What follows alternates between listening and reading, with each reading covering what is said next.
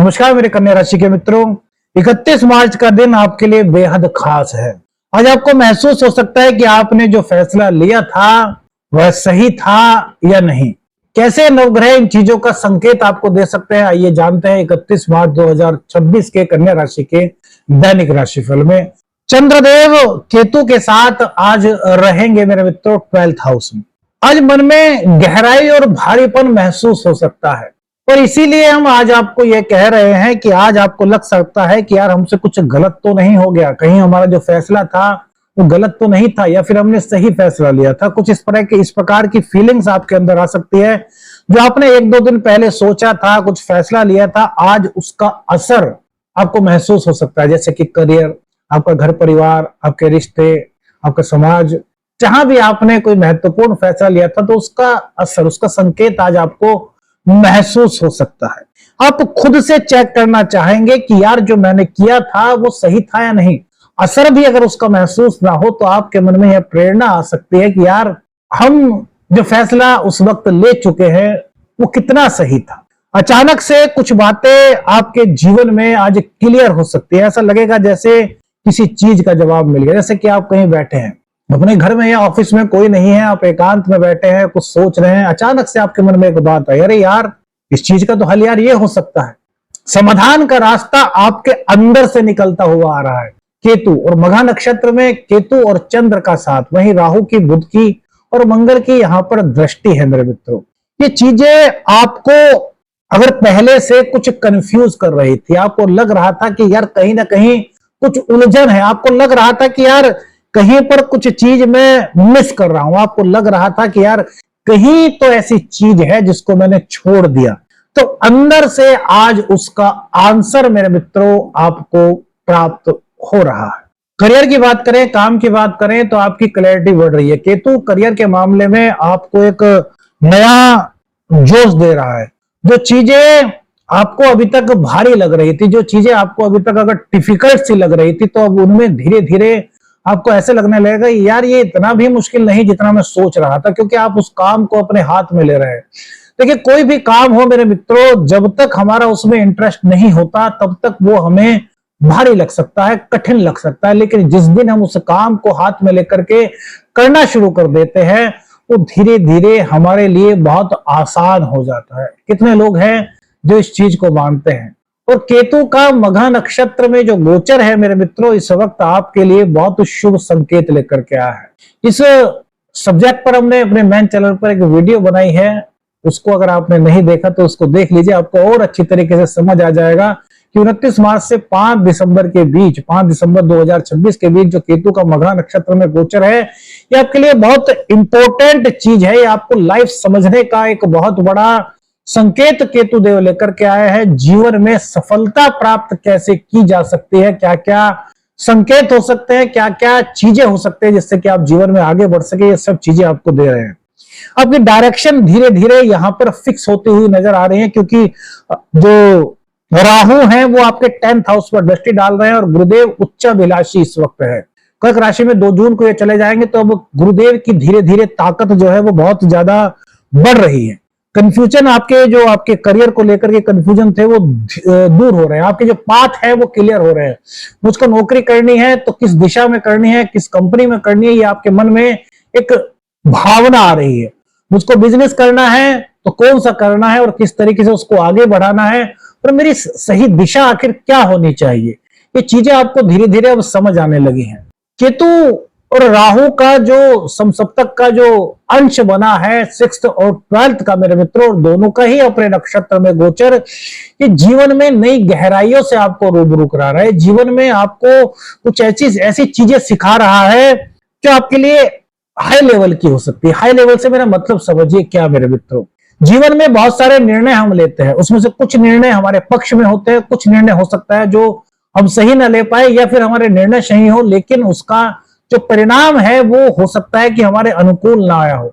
तो यहां पर चूंकि केतु की दृष्टि 8th हाउस पर है और राहु 6th हाउस में बैठ करके 2nd हाउस को देख रहे हैं, तो 2nd और 8th का अप्रत्यक्ष रूप से जो संबंध बन रहा है यह आपके करियर में एक नई चमक का इशारा दे रहा है। मित्रों ध्यान से समझिएगा, बहुत गंभीर विषय है ये। सेकंड भाव हमारे धन का भाव है। एर्थ भाव हमारी अचानक से बदलावों का भाव है। अब अचानक से बदलाव कौन से, तो सही वाले गलत वाले। यहां केतु सिंहासन पर विराजमान है और सिंह राशि में विराजमान है, जिसका जोडिक साइन शेर होता है। वहीं राहु की दृष्टि तुला राशि पर है इस वक्त सेकंड हाउस में, और तुला राशि के जो स्वामी है शुक्रदेव, वो अष्टम में बैठ करके अपनी राशि को देख रहे हैं। तो भाग्य, धन, करियर, ये सब चीजें आपस में अप्रत्यक्ष रूप से कनेक्टेड हो रही है। तो अंदर से आपको फीलिंग आई। केतु क्या है, केतु अंदर से फील कराता है, आध्यात्मिकता को दर्शाता है, पूर्वजों के आशीर्वाद को दिलवाने में सहायक होता है। जीवन में जो चीज दिख नहीं रही, उन चीजों का अचानक से आपको प्रेरणा अंदर से केतुदेव दिला सकते हैं। और यही प्रेरणा अब आपको कुछ इस तरह के रास्ते दिखा सकती है, आपको इस तरह की चीजें महसूस हो सकती है कि यार मेरे लिए कौन सी नौकरी अच्छी है, मेरे लिए कौन सा व्यापार अच्छा है, मैं जिस नौकरी में हूं क्या वो मेरे लिए सही है, या मैं किसी दूसरी नौकरी के लिए अप्लाई करूं, जो मैं बिजनेस कर रहा हूं क्या ये सही है, या इससे अच्छा कोई और बिजनेस भी मेरे लिए हो सकता है, या फिर इसी बिजनेस के साथ मैं कोई और पार्ट टाइम कर सकता हूं क्या। इस तरह की भावनाएं इस वक्त आपके मन में मेरे मित्रों काफी अच्छी तरीके से आ सकती है। कारण हमने अप्रत्यक्ष रूप से आपको बताया, लॉजिकली कारण बता रहे हैं मेरे मित्रों, जो शायद आपको कहीं और ना पता चले। ये सब चीजें डीपली प्रेडिक्शन से जुड़ी हुई होती है मेरे मित्रों। ये चीजें जब आप गहराइयों से किसी चीज को खोजते हैं, उस पर विचार करते हैं। ज्योतिष क्या है, ज्योतिष के बारे में कहा गया है कि अथाह समुद्र है। अब जितने समुद्र की गहराई में जाएंगे उतनी ही चीजें आपको प्राप्त होंगी, उतने ही मोती आपको प्राप्त होंगे, और ना जाने क्या क्या प्राप्त हो जाए। तो यहां पर राहु और केतु का 6th और 12th का जो संबंध बना है, उसी के साथ साथ उससे एक घर पहले, यानी कि लग्न से एक घर पहले, लग्न से एक घर बाद, सप्तम से एक घर पहले और सप्तम के एक घर बाद, ये जो ज्योतिष की जो जिन्हें रुचि होगी, जिन्हें ज्योतिष की थोड़ी सी जानकारी होगी, वो सोचेंगे कौन कौन से भाव जुड़ रहे हैं। 6ठा, 8वां, द्वादश, सेकंड, और इसी के साथ जुड़ गया हमारा 9th हाउस, और उसी के साथ हमारा 10th हाउस जुड़ गया, क्योंकि यहां पर देवगुरु बृहस्पति विराजमान है और उनकी दृष्टि 2nd हाउस पर है। तो ये बहुत महत्वपूर्ण समय है इस वक्त आपके लिए। क्यों महत्वपूर्ण है? करियर की दृष्टि से नहीं, आपके घर की दृष्टि से, घर की सुख सुविधाओं की दृष्टि से। घर लेना चाहते हैं, घर खरीदना चाहते हैं, अभी तक घर नहीं हो पाया था, उसकी दृष्टि से। तो जो महत्वपूर्ण निर्णय हो सकते हैं वो आपको अंदर से फील हो सकते हैं। होता है ना, हम कई बार किसी से सलाह लेते हैं, तो ये सलाह जो है आपको प्रकृति के द्वारा अंदर से फील हो सकती है। देखिए, करोड़ों लोग कन्या राशि वाले हैं, है ना। अब सबकी अपनी अपनी राशि तो एक ही होगी, कन्या राशि करोड़ों लोगों की, लेकिन सबकी अपनी अपनी कुंडली अलग है, उनका प्लेसमेंट अलग है। तो किसी व्यक्तिगत निर्णय पर आपको पहुंचना है मेरे मित्रों, तब तो आपको अपनी जन्म कुंडली का अध्ययन किसी विशेषज्ञ से कराना चाहिए। लेकिन ये जो गोचर की स्थिति बन रही है, वो कन्या राशि वालों के लिए 5 दिसंबर 2025 तक बहुत अच्छी, बहुत गहरी बन रही है, क्योंकि यहाँ पर संबंध करियर का, भाग्य का, धन का, 6th का, 8th का और 12th का बन रहा है। विदेश यात्रा, विदेश में पढ़ाई, उच्च शिक्षा के योग, ये सब चीजों की ओर आपका ध्यान इस वक्त आकृष्ट हो रहा है। और यदि सही कदम आप आगे बढ़ाते हैं, सही कदम क्यों कह रहे हैं मेरे मित्रों, क्योंकि केतु आध्यात्मिकता का प्रतीक है, केतु वंश का प्रतीक है, केतु परंपराओं का प्रतीक है, केतु पूर्वजों के आशीर्वाद का प्रतीक है। तो ये हमेशा सही कदम को, सही रास्ते को वरीयता देता है। यदि आप सही रास्ते पर सही कदम बढ़ा रहे हैं, तो ये आपके जीवन में आपको बहुत आगे ले जा सकता है। अब आगे सुनिए। खर्च के संकेत आज भी दिखाई देते हैं, लेकिन आज के खर्च कुछ अलग हैं। ये किस चीज पर हो सकते हैं? आपके घर पर, आपकी एबिलिटी को बढ़ाने पर, आपकी जो टैलेंट है उसको बढ़ाने पर, आपके अपडेशन पर, खुद को अपडेट करने पर। हो सकता है आप जिस नौकरी में हो उस चीज के लिए आपको बहुत सारी चीजें सीखने की आवश्यकता हो, तो आपको लगेगा कि यार मुझको ये चीजें सीखनी चाहिए, उसकी ओर आपका कदम बढ़ेगा। आपको लगता है कि यार घर पर कुछ चीजों की बहुत आवश्यकता है, तो उस पर आपका खर्च बढ़ेगा। अब देखिए, खर्च कब बढ़ता है, हमने आपको पहले भी कहा था, खर्च बढ़ता है तो वो हवा में बढ़ जाता है क्या मेरे मित्रों? नहीं। अगर ईश्वर कहीं ना कहीं खर्च को बढ़ा रहा है, तो कहीं ना कहीं मां लक्ष्मी के आगमन के संकेत भी आपको देते हैं। और जब केतु के साथ जुड़ रहे हैं, राहु के साथ जुड़ रहे हैं, क्योंकि राहु और चंद्र का योग बन रहा है, जिसको कि ग्रहण योग कहते हैं, लेकिन वहीं पर मंगल और बुध भी है। तो अपने बुद्धि बल के आधार पर आज कोई नया प्रोजेक्ट आपको मिल सकता है, उसमें कुछ खर्च हो सकता है, आगे जाकर के आपके लिए ये लाभदायक सिद्ध हो सकता है मेरे मित्रों। इसलिए हमने कहा कि आज का खर्च खर्च नहीं, आज का खर्च आपके भविष्य की नींव को मजबूत करने वाला खर्च हो सकता है। कॉम्पिटिटर्स आपके हैं, चाहे करियर में हैं, आपके चाहे बिजनेस में हैं, वो आपको डिस्टर्ब तो कम से कम नहीं कर पाएंगे। अपनी चाल तो वो चल रहे हैं लेकिन डिस्टर्ब नहीं कर पाएंगे।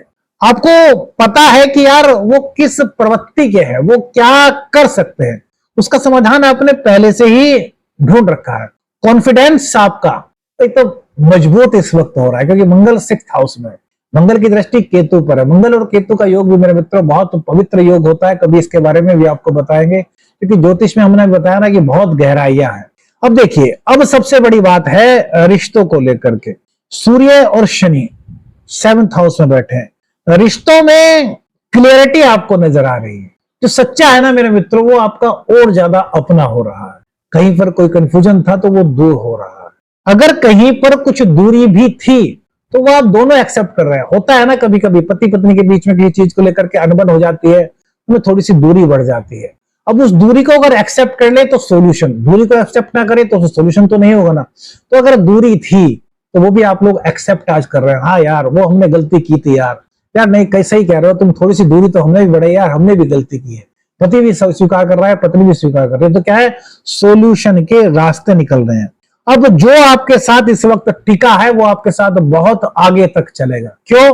क्योंकि जहां पर प्रायश्चित की भावना आ जाती है, जहां पर गलती स्वीकार करने की भावना आ जाती है, वो रिश्ता और मजबूत हो जाता है। लेकिन जहां पर अहंकार होता है, जहां पर ऐठ होती है, वो रिश्ता ज्यादा मजबूत नहीं हो पाता। तो इसलिए हमेशा, हमने कल भी आपको बताया था राशिफल में, गलती हुई है तो माफ कीजिए, अपने रिश्ते को एक नया रूप दीजिए और अच्छाइयों को देखिए, बुराइयों को नहीं। यार एक व्यक्ति के अंदर बहुत सारी अच्छाइयां हैं, आप उन पर ध्यान दीजिए ना। कुछ गलती हो गई है, कुछ बुराई है तो उसको धीरे धीरे दूर करने का प्रयास कीजिए, लेकिन उसके दिल को कहीं से भी कोई ऐसा लगे कि यार वो आपके लिए बुरा कर रहे हैं, उनको लगे कि नहीं यार ये मुझको बिल्कुल पॉजिटिव वे में मेरी चीजों को निखार रहे हैं, मुझे निखार रहे हैं, मुझे आगे बढ़ने का रास्ता दिखा रहे हैं। और जब आप ऐसा करते हैं तो ये आपके जीवन में एक नई सुबह, एक नई चमक, एक नई रोशनी लेकर के आते हैं मेरे मित्रों। और यही सबसे बड़ा सूत्र जीवन का होता है कि हम अपने रिश्तों को और ज्यादा मजबूत करें, क्योंकि सनातन धर्म में पति पत्नी के रिश्तों को 7 जन्मों का बंधन बताया गया है, 7 जन्मों का रिश्ता बताया गया है। तो कंफ्यूजन से किसी भी तरीके का कोई है तो उसको आप दूर रखें। प्रेम संबंधों के लिए भी आज का दिन बड़ा महत्वपूर्ण है। प्रेम संबंधों में एकाग्रता बढ़ रही है, लेकिन अगर आपका रिश्ता सच्चा नहीं है तो मेरे मित्रों उसको मजबूत बनाइए, उसको सच्चा कीजिए। आकर्षण के बल पर एक दूसरे से प्यार होना क्या प्यार है? नहीं, प्यार वहां होता है जहां दिल से एक दूसरे की आत्मा से एक दूसरे का सम्मान हो। तो आज प्रकृति आपको यह संकेत दे रही है कि आप दिल से किसी का सम्मान करें, दिल से प्रेम करें। और जहां सच्चा प्रेम है वहां आकर्षण भी बढ़ रहा है, वहां अपनापन भी बढ़ रहा है, और प्रेम में कोई उलझन थी तो वो भी धीरे धीरे यहां से दूर हो रही है। संतान के लिए भी आज का दिन अच्छा है, पढ़ाई में मन लग रहा है, एकाग्रता बढ़ रही है, लेकिन इसी के साथ साथ थोड़ा सा जिद्दीपन आ सकता है। प्यार से बच्चों को गाइड कीजिए। हाँ, थोड़ा नजले की समस्या, गले की समस्या या फिर माइग्रेन की समस्या हल्की फुल्की हो सकती है। जिनको पहले से है उनकी थोड़ी सी हल्की फुल्की बढ़ सकती है, तो इसमें कोई टेंशन वगैरह नहीं लेनी है। अपना जो उपचार करा रहे हैं वो अपना उपचार कराते रहे, और थोड़ा सा प्राणायाम करें, घर का शुद्ध भोजन ग्रहण करें, सात्विक भोजन ग्रहण करें। और मेरे मित्रों सबसे बड़ी बात जो आज के राशिफल की निकल करके आ रही है, आज आपके फैसले सबसे ज्यादा महत्वपूर्ण होने वाले हैं। तो कोई भी फैसला लें, बहुत सोच समझ करके लें, बहुत अच्छी तरीके से उन चीजों पर आप फोकस करें। आपको उन फैसलों पर सुकून होना चाहिए, बाद में जाकर के आपको ऐसा ना लगे कि यार नहीं यार मैंने गलत किया था, यानी कि पछतावा आपको नहीं होना चाहिए। तो जल्दबाजी में कोई भी फैसला ना लें, अपने फैसलों को इस तरीके से लें जिसमें सबकी भलाई हो। अकेले के बारे में ना सोच करके, पूरे परिवार के बारे में, पूरे समाज के बारे में, हर चीज के बारे में सोच करके आपको किसी फैसले पर पहुंचना है। क्योंकि केतु का संबंध जब सिंहासन से बनता है तो यहाँ पर जिम्मेदारी खुद की नहीं बल्कि सबकी जिम्मेदारी आ जाती है, और इन्हीं चीजों को आपको अपने ध्यान में रखना है। ओवर थिंकिंग नहीं करनी है, गुस्सा नहीं करना है, वाणी को अपनी मृदु रखनी है। विपरीत लिंग के प्रति आकर्षण हो सकता है, उससे बचना है। जो अविवाहित हैं उनके लिए रिश्ते की शुरुआत हो सकती है, उनके लिए कोई रिश्ता आ सकता है। आगे के लिए प्लान बनाएं, खुद पर ट्रस्ट रखें, और जो समझ आ गया है उसको एक्सेप्ट करें। गलती समझ आई है तो उसको एक्सेप्ट करें। कहीं पर हमें लग रहा है कि यार हमने सही किया है फिर भी हमें लोग गलत कह रहे हैं और हमारी आत्मा कह रही है हमने सही किया है, तो उसको भी एक्सेप्ट करें, क्योंकि आपको पता है कि आपने क्या सही किया है। अपने दिल से ज्यादा अगर आप सब देखेंगे ना मेरे मित्रों, इस बात को समझिए और अपनी बात को अपने नाम के साथ कमेंट्स भी कीजिएगा। क्या बात, जब भी हम कुछ गलत करते हैं, हमसे होता है, तो हमारी आत्मा जरूर कहती है क्या गलत हो गया, और जब हम कोई अच्छा करते हैं तो हमारी आत्मा कहती है और खुश होती है तुमने बहुत अच्छा किया, चाहे 10 लोग उसको गलत कहें। लेकिन अगर हमने धर्म संगत कार्य किया है, हमने परंपराओं के अनुरूप क्या कार्य किया है, तो मेरे मित्रों हमारी आत्मा खुश होती है, हमें लगता है कि यार हम सही मार्ग पर जा रहे हैं। कितने लोगों को ऐसा लगता है? अपने नाम के साथ हमें बताइए यस और नो। आज का उपाय छोटा सा मेरे मित्रों, भगवान शिव का दूध से अभिषेक कीजिए और जो रोली होती है, कुमकुम होती है, उससे भगवान शिव के ऊपर, जो शिवलिंग का ऊपरी हिस्सा होता है, वहां पर अपनी सूर्य उंगली से, रिंग फिंगर से राम लिखिए। वीडियो अच्छी लगी तो लाइक शेयर कीजिए, चैनल पर नए चैनल को सब्सक्राइब कीजिए। आदेश आदेश हर हर महादेव।